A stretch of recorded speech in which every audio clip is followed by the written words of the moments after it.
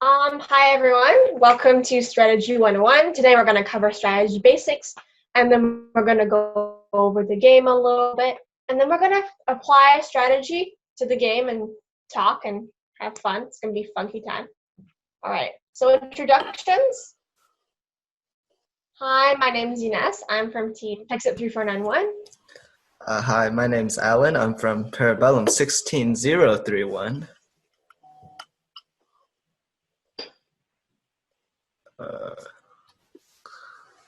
Hi, I'm Maithri. I'll be the Q&A reader for today. So if you have any questions, drop them into the chat.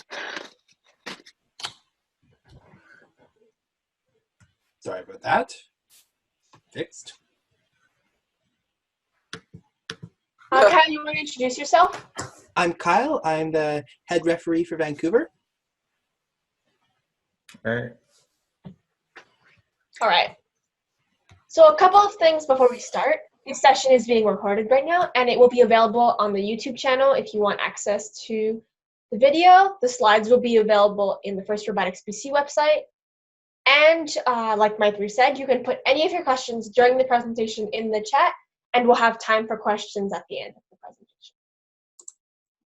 We also need you to put your team name in your nickname. So how you do that is you click participants, and then you can click rename for your name, and that will just help us for strategy when we're doing breakout rooms. So take a minute to do that. If you're having any difficulties with it, you can also feel free to text the chat or text Maithri directly. All right, let's get started. All right, so why do you need a strategy? A strategy will help give you a general direction to work towards and help you set goals to accomplish. To start creating a strategy, think about the big picture first, like what areas are you going to focus on, and how many points do you eventually want to score? Then move into the smaller details. Since you probably won't have time to complete everything this season has to offer, it's important that you're using your time effectively. So you got to think to yourself, it may be cool, but does it score points? Finally, this ties into the first point a little, but a strategy will help you set an ultimate goal for all your brainstorming. You can't think of an idea if you don't know what you're trying to come up with, right?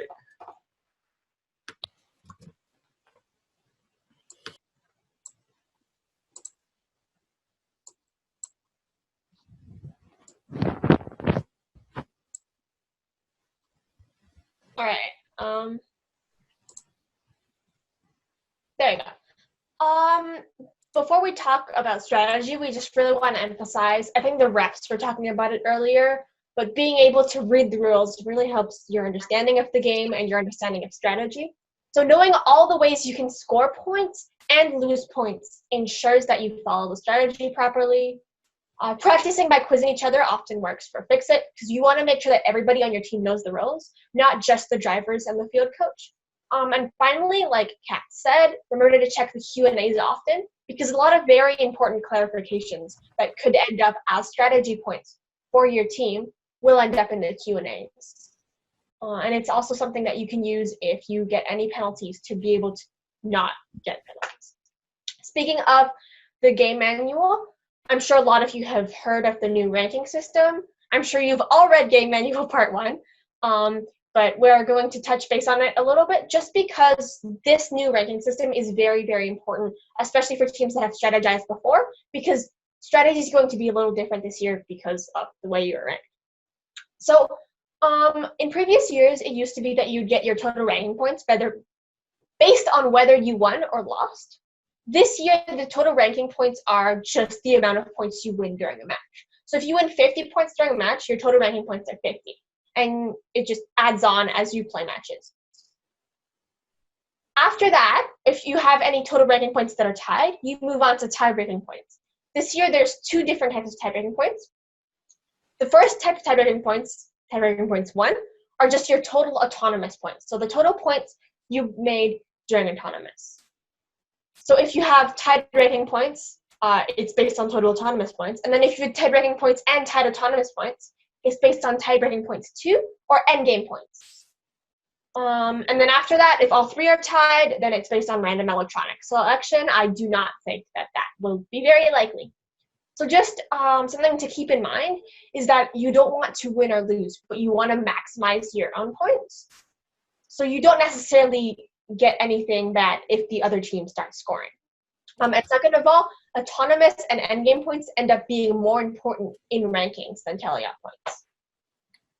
If you ever want to review this, it's in Game Manual Part 1 in Section 5.0 and in the game definition. All right, here are a few more things to keep in mind while strategizing.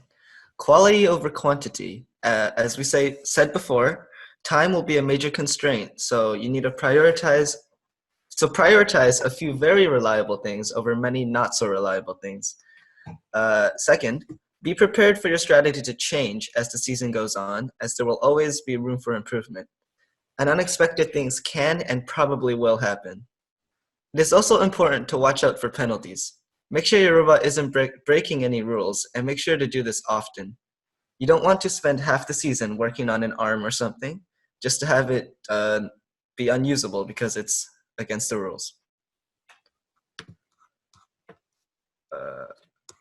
Okay.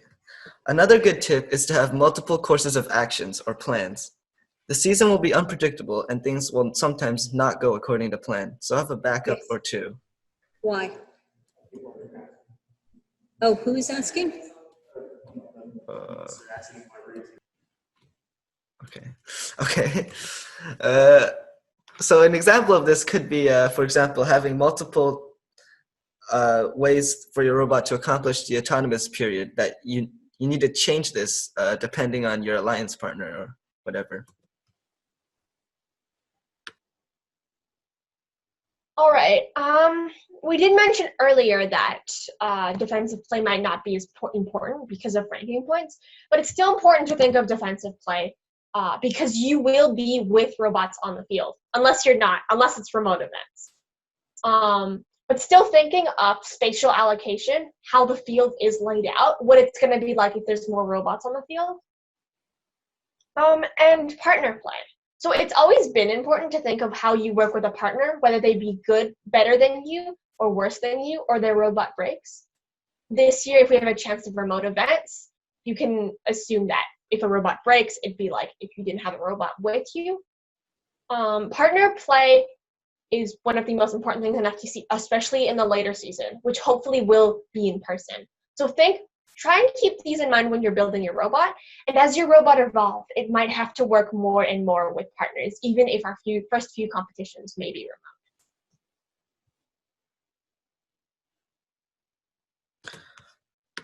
remote. A good way to get your priorities straight is to establish a ranking or weighing system. So first, you want to list all the possible ways to earn points. So this will basically just be a list of all the missions. Then, for each of the possible ways to earn points, you want to consider how long it will take to build or program it, how difficult it will be relative to the other options, the chunk of time it will take out of your 2.5 minutes of field time, how many points will be scored from it, or any other criteria your team wants to add.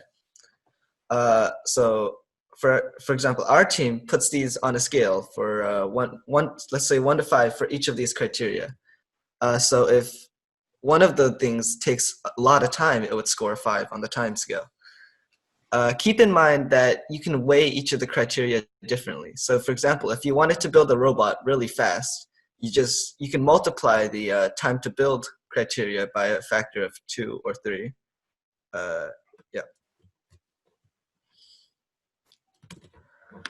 But once you've got that, how do you decide which options to work on first? Well, you want to single out the options that are the fastest and easiest to make, but that also give a reasonably large amount of points. It's important to remember that there will be pros and cons to everything.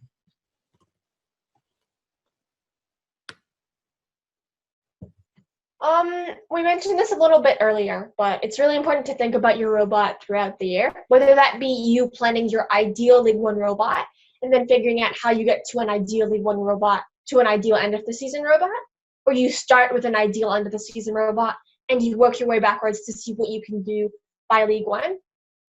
It really helps with the construction throughout the season, especially with this especially long season this year. You will have a lot of time to add things in.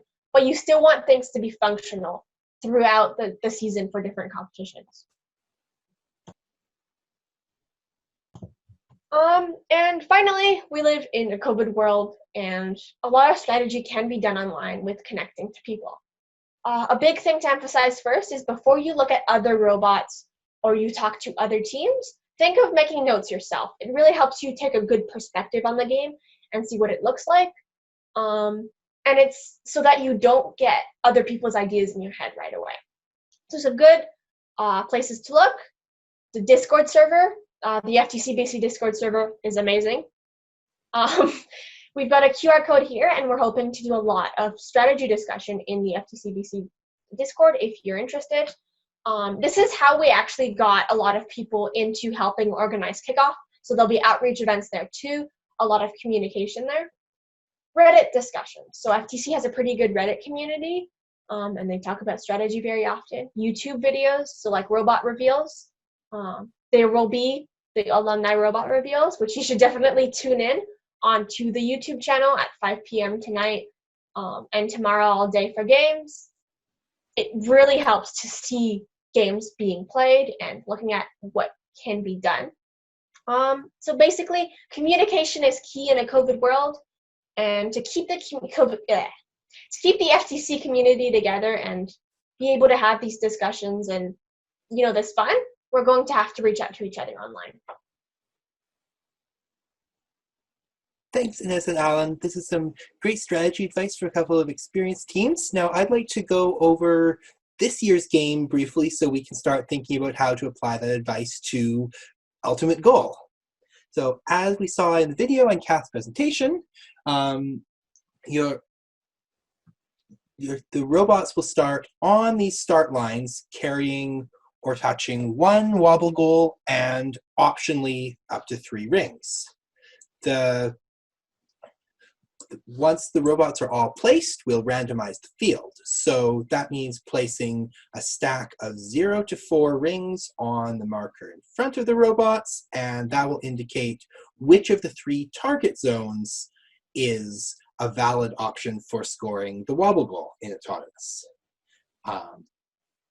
There's also the 2 towers with 3 layers of goals in them. Keep in mind that you need to be accurate here if you are shooting for the middle and high goals, because you don't want to hit the opposing color if you land a bit low or high. And finally, we have the power shot targets between the 2 goals and the human players behind the towers to return rings to the field.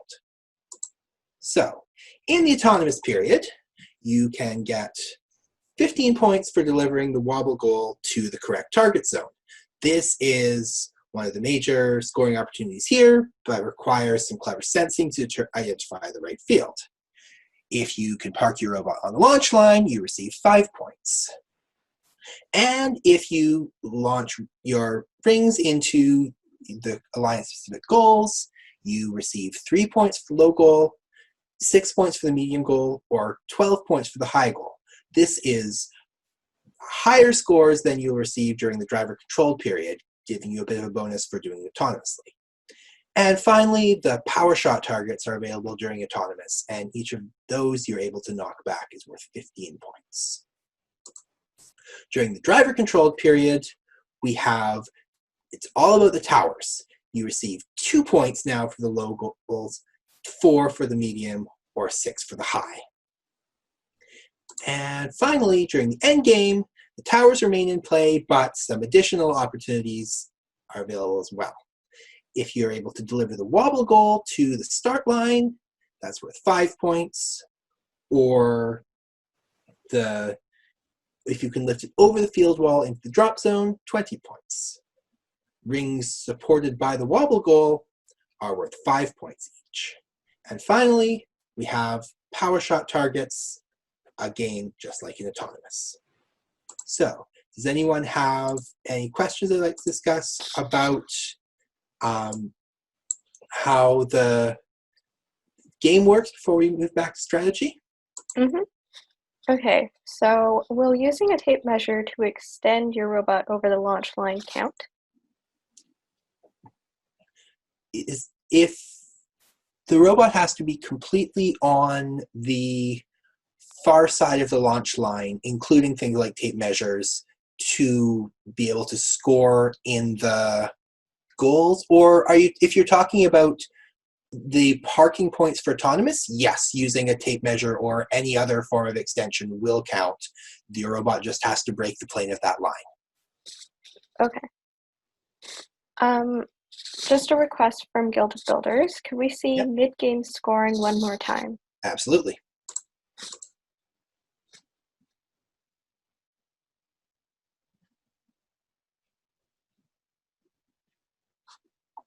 Okay. That seems to be everything. Thanks, Kyle. All right. Thank you. Back to you, Ines and Alan. All right. So shortly after this, we're going to be splitting out into breakout rooms where you guys will be free to discuss whatever you want. But these are some questions that we'll post in the chat that can help guide the conversation. So starting off, what missions should be prioritized and why? How difficult are all the missions? How much time do they take? What does an ideal League One robot look like? What does an ideal end of season robot look like? How will you get there from the League One robot? How will you work with your partner? And what if you don't have one this season? And finally, what are your goals for the autonomous, teleop, or endgame periods?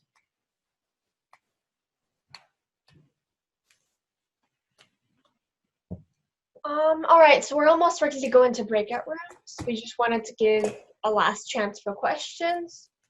And if you guys ever want to reach out to Fixit or Parabellum about any strategy things or any general questions, we have our emails here as well.